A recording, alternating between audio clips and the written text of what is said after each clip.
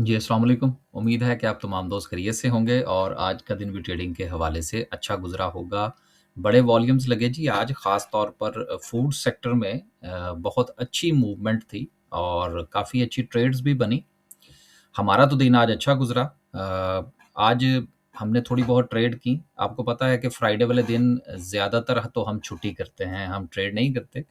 लेकिन आज हमने कोई 2-4 ट्रेड्स की क्योंकि कल असल में हमें कोई 1-2 शेयर्स के अंदर मार पड़ी थी, तो उसका हिसाब बराबर करना था। तो बहरहाल अच्छा रहा दिन। शहीर में अच्छी पोज़ीशन रही, यूनिटी में, टॉमसिल में 2-3 ट्रेड्स बनाई हमने, तो माशाल्लाह सूरत-ए-हाल ठीक रही बहरहाल। आप भी ज़रूर बताइएगा। कल मैंने एक बात पूछी थी कि किस स्टॉक के अंदर जिन आता है, तो माशाल्लाह से मैंने देखा रात को मेरे पास टाइम था थोड़ा। क्योंकि हमारे यहाँ तो जी यहाँ पर यूके के अंदर आया हुआ है वो क्या कहते हैं जी बर्फ़ का तूफ़ान। तो कल काफ़ी रात देर तक जो है वो सूरत-ए-हाल इस किस्म की थी कि हम ज़रा थोड़ा-सा चीज़ों का जायज़ा ले रहे थे।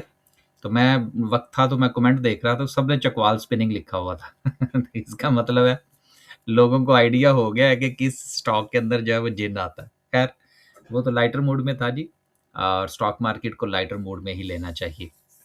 1100 पॉइंट्स जो है वो आज मार्केट ने मज़ीद लूज़ किए हैं, प्रॉफ़िट टेकिंग का सिलसिला जारी है। कल कुछ लोगों ने कमेंट किया था जी आप डरा रहे हैं। ये डराना नहीं, हम तो आइडेंटिफ़ाई करते हैं सपोर्ट और रेज़िस्टेंस को। बड़े टाइम फ्रेम पर भी आपके साथ डिस्कस करते हैं, छोटे टाइम फ्रेम पर भी डिस्कस करते हैं। बाकी फिर फैसला तो आपका होता है ना, आपने किसी चीज़ की प्रॉफ़िट टेकिंग करनी है या नहीं करनी। 2-3 दिन से हम जो है वो सिर्फ़ डिस्कस कर रहे हैं बड़ा टाइम फ्रेम। आज इंशाल्लाह छोटे टाइम फ्रेम पर डिस्कस करेंगे थोड़ा-सा। वापस आएँगे छोटे टाइम फ्रेम पर देखेंगे सपोर्ट कहाँ पर बन रही है। क्योंकि बड़े टाइम फ्रेम पर जो है वो तो हमने जो है वो आइडेंटिफ़ाई कर ली हुई हैं चीज़ें। तो देखते हैं जी इंशाल्लाह क्या सिचुएशन चलती है।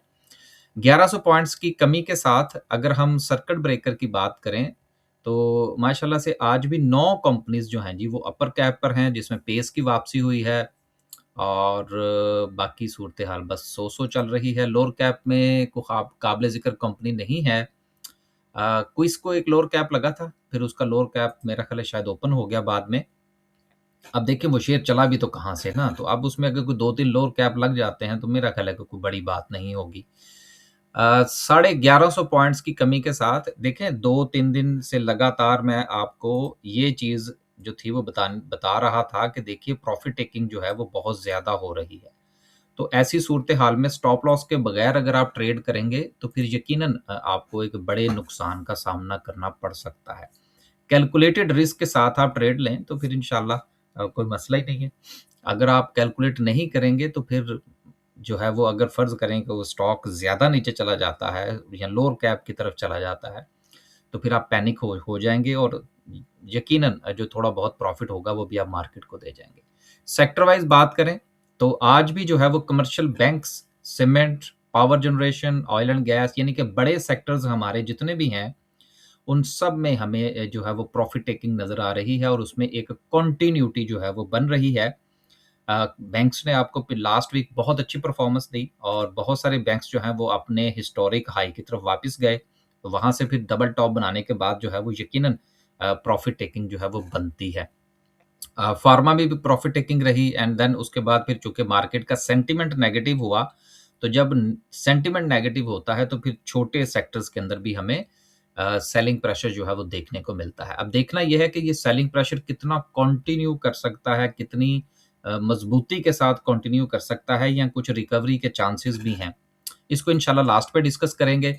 पहली खबर जो है वो गंधारा टायर के हवाले से है कि उन्होंने वक़्ती तौर पर जो है उनके प्लांट के ऑपरेशंस जो हैं वो बंद किए हैं। ये खबर हम शामिल करते रहते हैं क्योंकि इस किस्म की खबरों से जो ट्रेडर और इन्वेस्टर जो हैं वो बाज़ औक़ात पैनिक हो जाते हैं। तो टेम्परेरीली जो है वो इंडस्ट्री के अंदर ये चीज़ें चलती रहती हैं, इससे परेशान होने की ज़रूरत नहीं है। अगली खबर जो है वो रेमिटेंस के हवाले से है जी कि पाकिस्तान की रेमिटेंस जो है वो 17% इंक्रीज़ कर गई हैं और दिसंबर के महीने में 3.6 बिलियन जो है वो ओवरसीज़ पाकिस्तानीज़ ने भेजे हैं। देखें अब ये जो रेमिटेंस है ये अगले को 2 महीने जो है वो आपको मज़ीद बेहतर नज़र आएँगी। क्योंकि एक तो मामलात जो हैं वो रमज़ान की तरफ जाएँगे, फिर ईद का मामला आ जाएगा, फिर उसके बाद कोई दरमियान में 1 डेढ़ महीना ये कम रहेंगी, फिर बड़ी ईद के हवाले से फिर चीज़ें जो है वो दोबारा से एक्टिव होना शुरू हो जाएँगी। तो मैं भी चूँकि एक ओवरसीज़ पाकिस्तानी हूँ, तो हम चाहते ना चाहते हुए भी ये जो दिन होते हैं, इसमें हमने कुछ ना कुछ पैसा जो है वो पाकिस्तान भेजना होता है।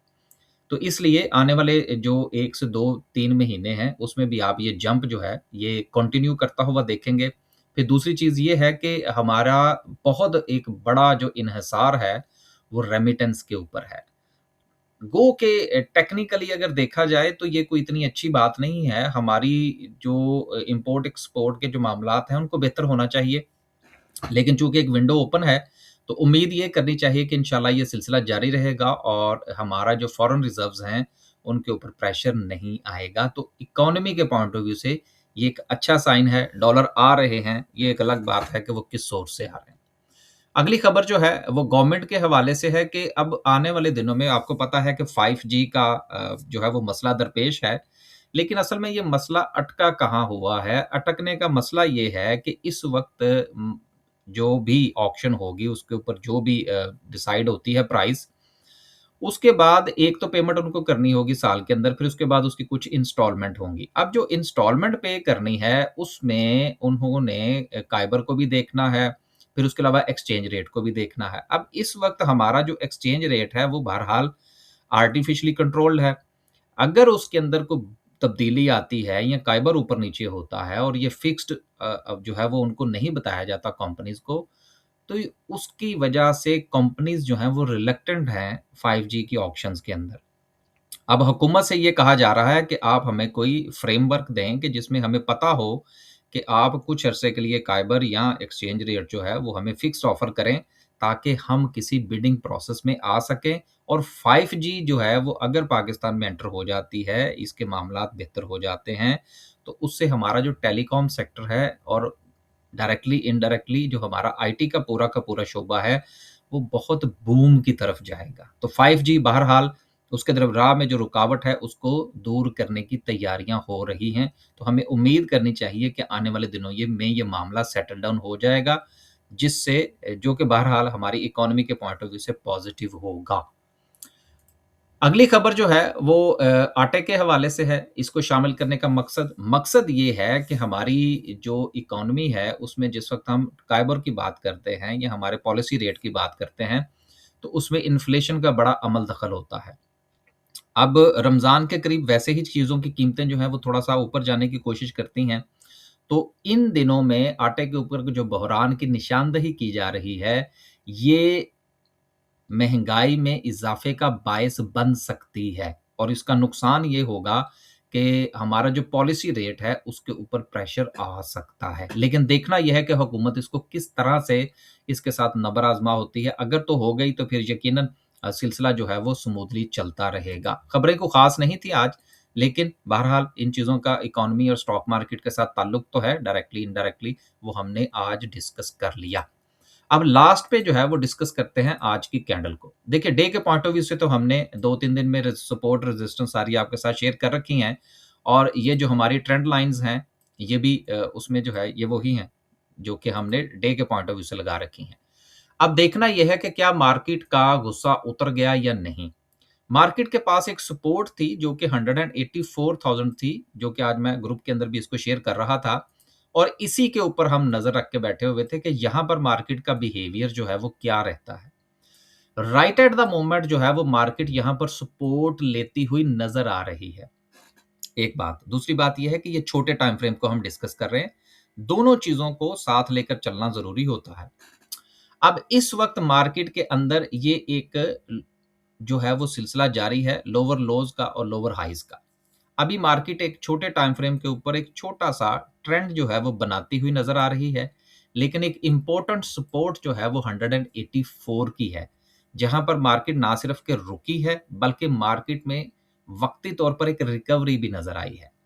लेकिन यहाँ पर एक क्वेश्चन मार्क ये बनता है कि क्या मार्केट यहाँ पर हमें इंडिकेशन कहाँ से होगी कि मार्केट यहाँ से बेहतरी दिखा सकती है? उसके लिए मार्केट का यहाँ पर डबल बॉटम बनाने के बाद इस ट्रेंड लाइन को ब्रेक करना बड़ा ज़रूरी होगा। अगर मार्केट इस ट्रेंड लाइन को ब्रेक करने में कामयाब हो जाती है, तो फिर इसके नीचे स्टॉप लॉस लेके ट्रेड लेने में कोई मुज़ायका नहीं होगा, एक बात। दूसरी बात ये है कि अगर मार्केट अपनी इस सपोर्ट को ब्रेक कर देती है और ये जो मार्केट का लोअर हाइज और लोअर लोज का जो सिलसिला है ये जारी रखती है और ये इसको ब्रेक कर देती है, तो फिर यकीनन मार्केट में से मजीद कोई 1000 पॉइंट्स जो हैं वो निकल सकते हैं। मैं गुज़िश्ता काफ़ी दिनों से ये चीज़ आपसे गुज़ारिश कर रहा हूँ कि परसेंटेज के पॉइंट ऑफ व्यू से आपने हमेशा इस चीज़ को देखना होता है कि 1 लाख में से 1% निकलेगा तो फिर क्या बनेगा और 100 में से 1% निकलेगा तो उसका क्या बनेगा? तो दोनों में एक बहुत बड़ा डिफ़रेंस है।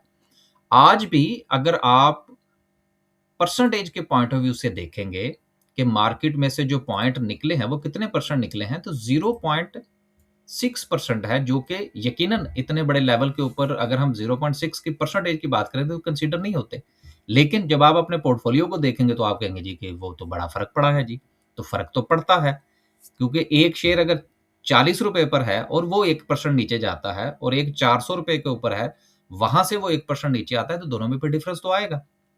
तो इसलिए आपने इस चीज़ का ख़्याल रखना है कि नई ट्रेड के लिए मंडे वाले दिन जो है वो गो के मार्केट यहाँ पर स्टे करती हुई नज़र आ रही है। ये एक इम्पोर्टेंट सपोर्ट भी है। आज मार्केट ने इसको रिस्पेक्ट करके रिकवरी भी दी है। लेकिन जब तक ये ट्रेंड लाइन ब्रेक नहीं होती, तब तक नई ट्रेड लेने से परहेज़ कीजिएगा। बाकी खुश रहें, आबाद रहें। स्टॉक मार्केट में आपको अपॉर्च्युनिटीज़ मिलती रहती हैं, उनसे फ़ायदा ज़रूर उठाया करें। प्रॉफ़िट बुकिंग बहुत ज़रूरी है। इवन कि हमारा जो इन्वेस्टर ट्रेडर का ग्रुप है, उसमें भी हमारी यही सिचुएशन है कि वो इन्वेस्टमेंट पॉइंट ऑफ व्यू से भी है, लेकिन उसपे भी हम प्रॉफ़िट टेकिंग रिकमेंड करते हैं।